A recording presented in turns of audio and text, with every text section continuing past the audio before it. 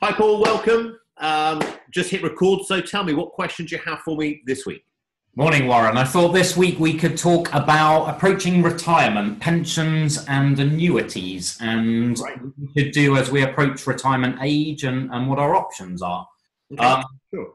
So maybe we could start with annuities. In the age of pension freedoms, are annuities still relevant? Absolutely. More than ever. So just go one step back. Pension freedoms was this new piece of legislation that came into force whereby it allowed individuals to draw as much as they require from their individual personal pension arrangements, and no longer compulse them to buy an annuity. However, annuities are still a very valid and sound part of your financial planning and can provide you with stable, guaranteed income during your retirement years. Okay. As opposed to what? Why would you not have a stable, guaranteed income during your retirement years?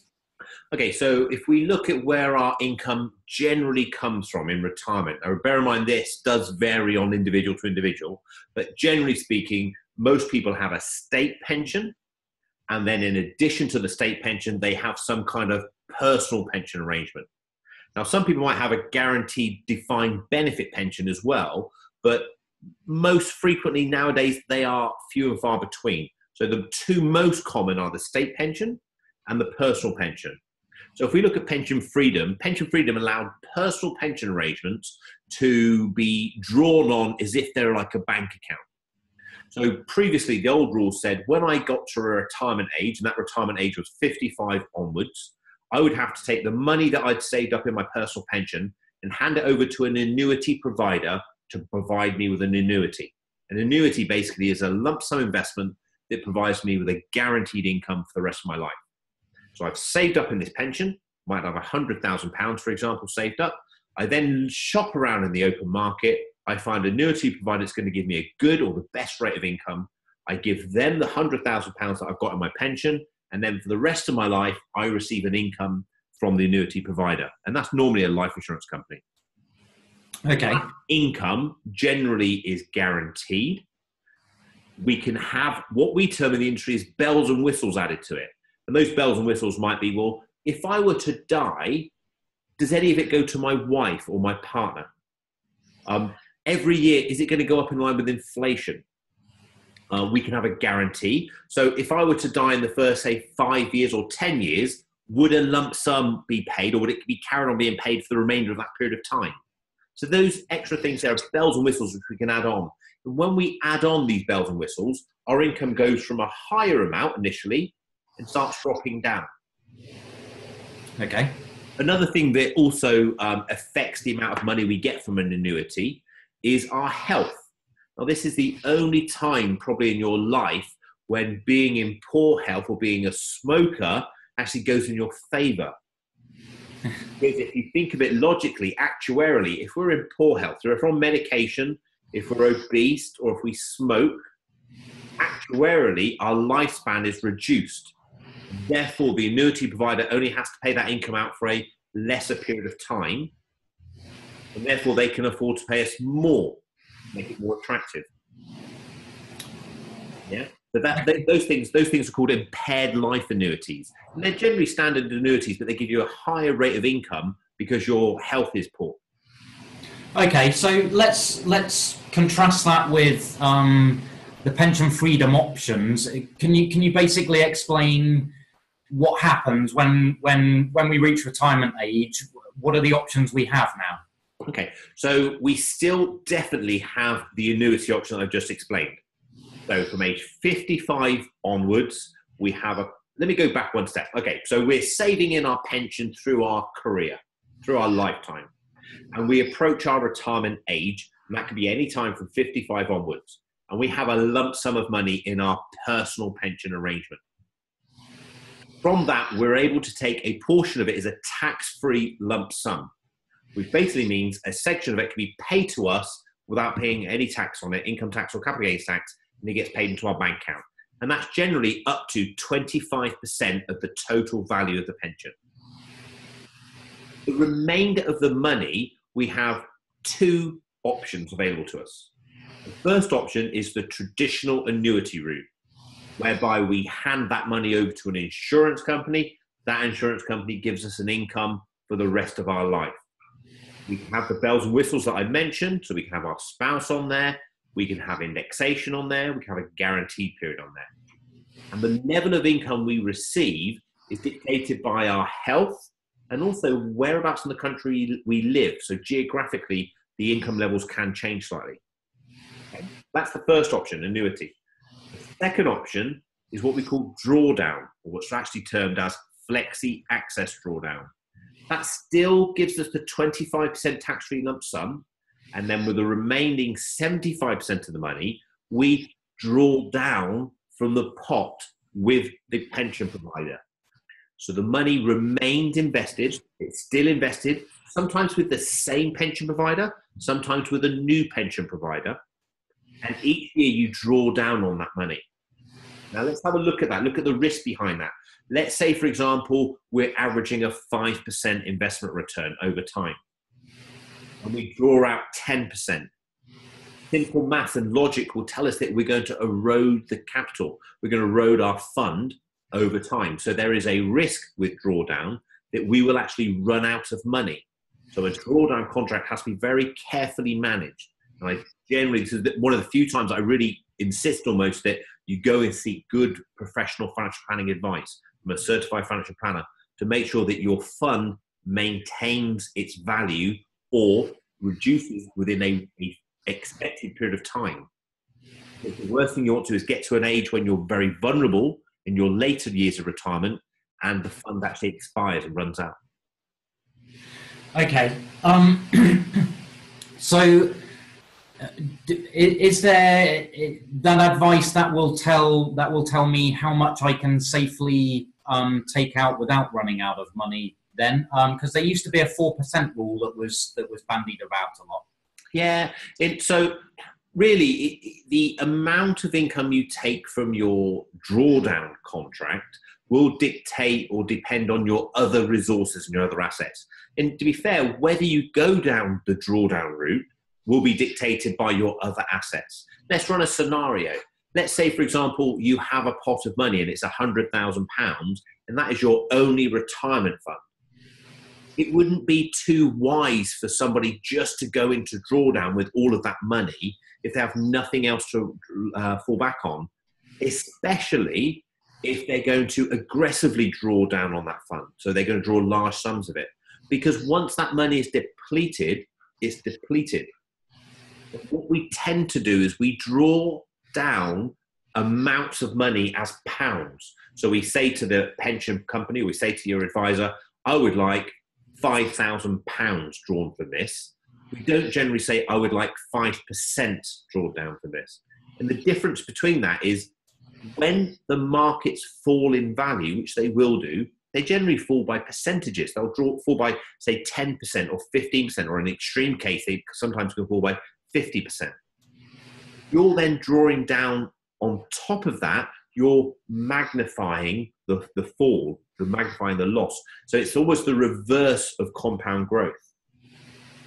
Yes, going against you. So the 4% rule is a fair and reasonable rule. We say 3.5% to 4% because I think expected investment returns in the future, they always play them down. I think they might be slightly lower.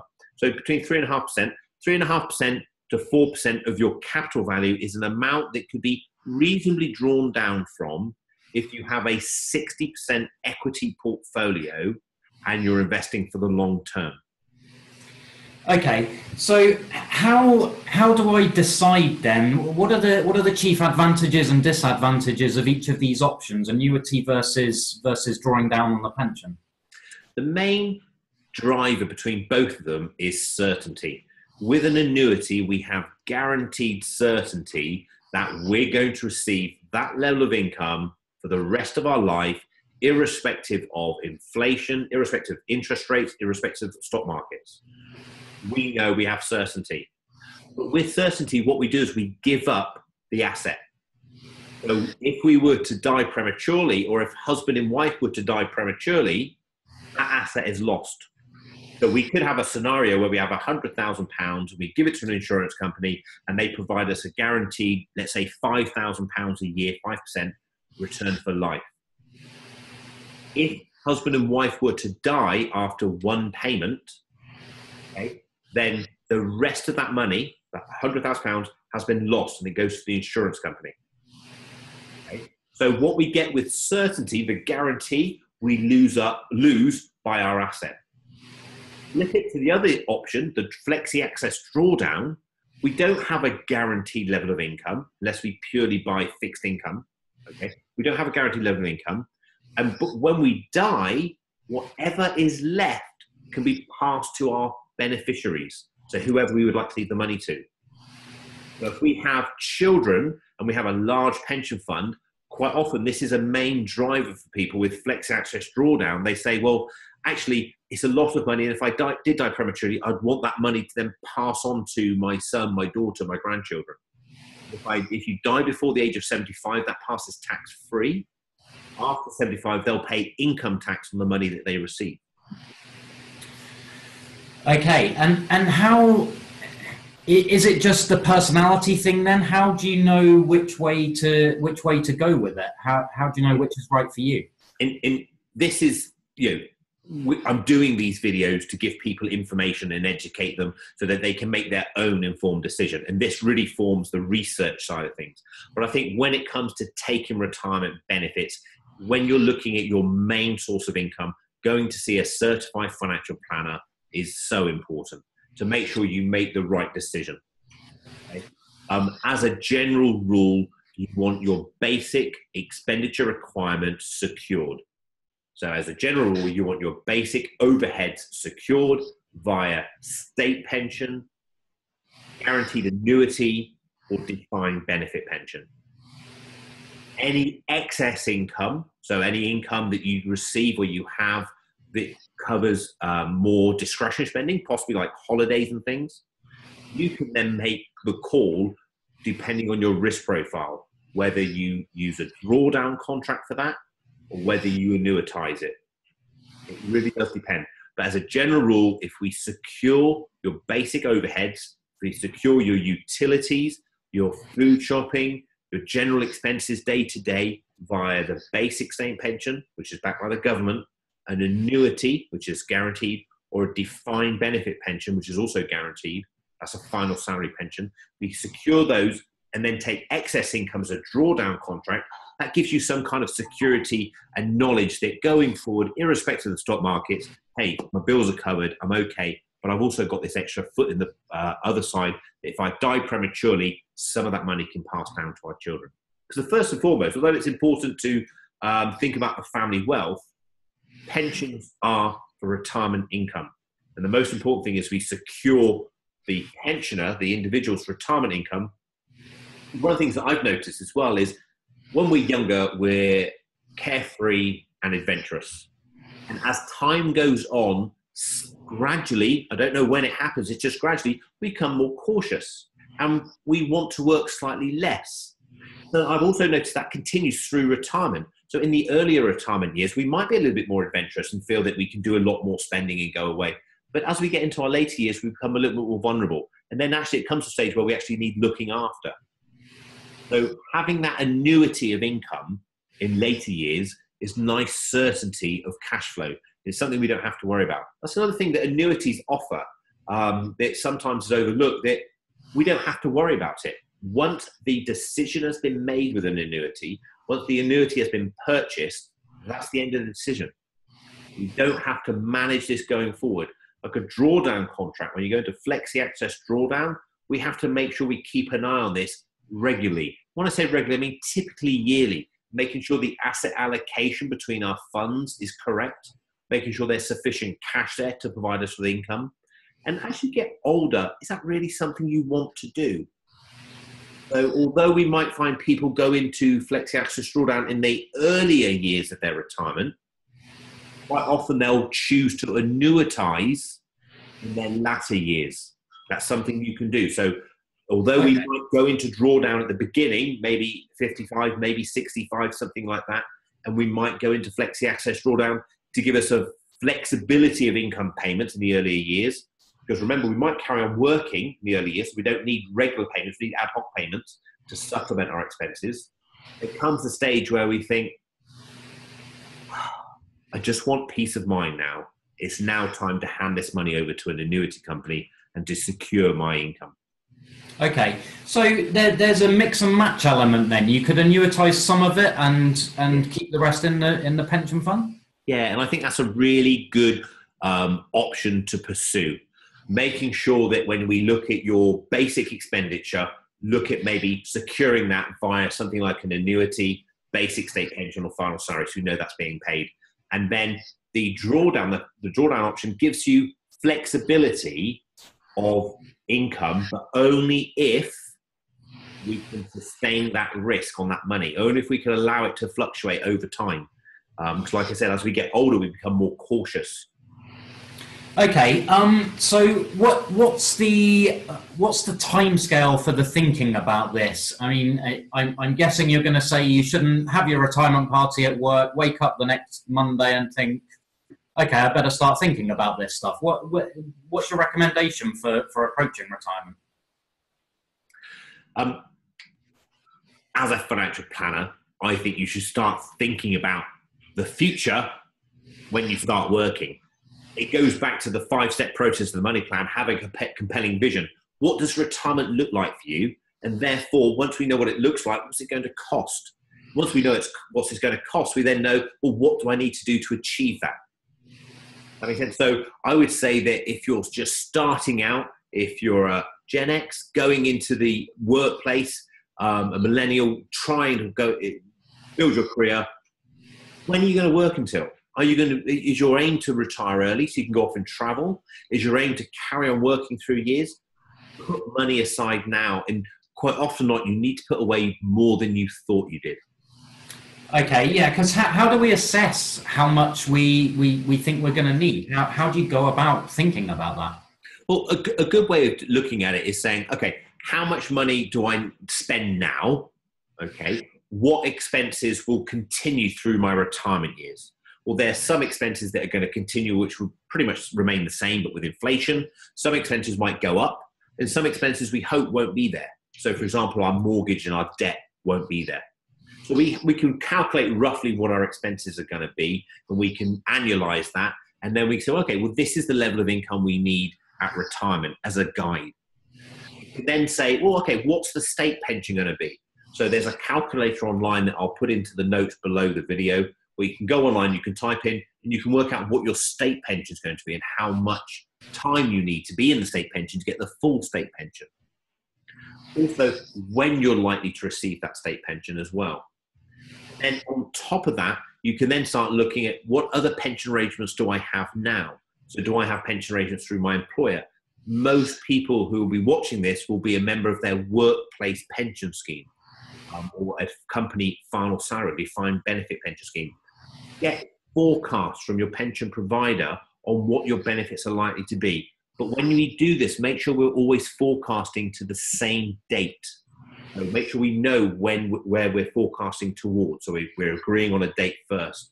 There's little point in having dates going from 55 and then 65 and 67 if we expect or assume they're all going to be the same date. And make sure we're looking at the same date. And also look at how much that's assuming you're going to pay in or when you're going to be a member too. So how much contributions are going in. And make a decision. Is that sufficient for you, or do you need to make additional contributions? And what you'll tend to find that most people will need to make additional contributions. We tend to underestimate how much money we need for our retirement years. But the thing I would jump in and say that is, before you do that, step 4 of the money plan process, make sure you pay down any unsecured debt. Clear any debt first before you start funding heavily for your retirement. Okay, so let's suppose then I calculate that I need, I don't know, let's say £12,000 a year as a round number in my retirement. How do I know how to extrapolate that to come up with this magic figure of how much I need to have saved in my pension when I don't know if I'm going to retire at 65, will I live another 10 years, 20 years, 30 years, 40 years maybe? Okay, so first assumption is we are making assumptions. So the probability is they're going to be wrong. But make an assumption about this is better than making no assumptions, because at least we have a track to work upon. So the first thing is to accept that there is a plan, it's not an absolute. Second thing is, although actuarially, and I'll put a link in for actuarial dates of death, might be something around about 80, 85.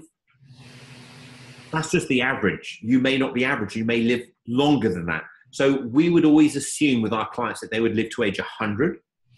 And for our younger clients, so when we take on the children of our clients now, sometimes we even extrapolate that to 110. Because with advances in medical science, people are living longer. People are more conscious of their health, so they are potentially going to live past 100. And we want to make sure that your money outlives you, and you don't outlive your money. So two things there. One, it's a plan, it's going to be variable. And two, let's work that you're going to live to age 100. And then you need to key the information into a calculator or get an illustration projection from your provider, your current workplace pension, to find out what am I likely to get? And what would the difference be if I increase that? We normally suggest to people that they should be putting away at least 12.5% of their gross income. Now, if you're a late starter, so if you're in your late 40s and 50s, that 12.5% might have to be higher. That's a general 12.5%. That 12.5% really comes back to saving the first working hour of a day. So general rule of thumb, you go to work for an 8-hour day, we want you for the first hour in your bank, so you're saving for your future. From that 12.5%, we should make sure we pay down any unsecured debt straight away. So take that 12.5% and pay off your unsecured debt. Once you have no unsecured debt, we then suggest you split that money and pay half towards your retirement and half towards your secured debt repayment. And then once your secured debt payment's gone, so you're now debt-free, you put the full amount of money towards your retirement. Does that answer your question? Yeah, I think so. Yeah. Okay, so I guess kind of rounding off then. So if someone watching this is approaching retirement age, let's say they're 2 or 3 years away, so they've started thinking about it and maybe clicked on the link. What's the next steps for them? In summary, what would you advise them to do when they're thinking about this? Okay, let's go through the 5 steps. The first thing, what does it look like? What does retirement look like for them? Where are they going to be living? What's their expenditure going to be like? What do they want to be doing? So let's get organized. Step 2. Okay. So first thing, what's it look like? Step 2, let's get organized. So let's start writing down what our expenses is now. What's our expenses going to be like in retirement? So if you're a golfer, for example, or you like to go and do something recreationally, what's your overheads now? Are you going to have more time on your hands? Are you likely to do it more? Let's try and make sure our retirement spend is fairly accurate of what it's likely to be. Step 2, let's gather all the information we've got on our existing investments and policies. So let's get a state pension forecast, and I'll put a link in the show notes below so you can do that. Let's speak to our current providers and gather all the information from them and find out what money am I going to have in my pension funds, or what pension fund income am I going to get from defined benefit schemes? Is the income generated from that money sufficient to meet my expenses? If it's not, all we can do is save more or reduce our expenses. So we've got 2 options. There's 3 options really: increase inflows, decrease outflows, or improve investment returns. But because we're fairly short term before our retirement date, we've kind of knocked on the head investment returns. So we've just got increased inflow. So let's save more money into our pension aggressively over the next few years. Or let's look at our expenses and say, well, okay, rather than cruising twice a year, maybe I have to cruise once a year. Rather than flying business class, maybe I have to fly economy. Also, don't overlook the likelihood or the probability of working into your retirement years. Work gives us a lot more than just money. And one of the things that I find with clients is that they can age rapidly when they retire. And I think what that does is it's taken away a sense of purpose from them. So looking at it psychologically, I wake up in the morning, I go to my job, I've been doing it for say 40 years. I have a purpose, I have an identity. When I retire, that finishes. And what's important is you replace that purpose, that identity with something else. That might be charitable work, it might be sport and activities, getting involved with clubs if that's what you want. Or it might be, well, rather than going from a 5-day week, working 10 hours a day, we might go down to a 4-day week or a 3-day week. Or I might consult where I work on a project. So I work for a 3-month stint intensely, and then I take 9-10 months off. And then I work for another project and work intensely. So you're keeping your hand in, you're keeping your brain active, you're keeping yourself social, and you're keeping your sense of purpose. So look at your inflows, because inflows could be coming from earnings or your pensions. Look at your outflows and make sure they match. If they don't match, you're going to have to do something about it. We can only do 1 or 2 things. Put more money away or cut our expenses a little bit. Or push the date back. Retire a little bit later. It's like pushing your date back from the 65 to 67 or 68. It's not the end of the world. Around the world, people do retire later, and that might just be the only choice you've got. Okay, great overview. Thank you. Has that been helpful? Yeah, very helpful. Thanks. So I'll try my best to put some notes down at the bottom of the video, so you've got some links to get the state pension and get some more information about things like that.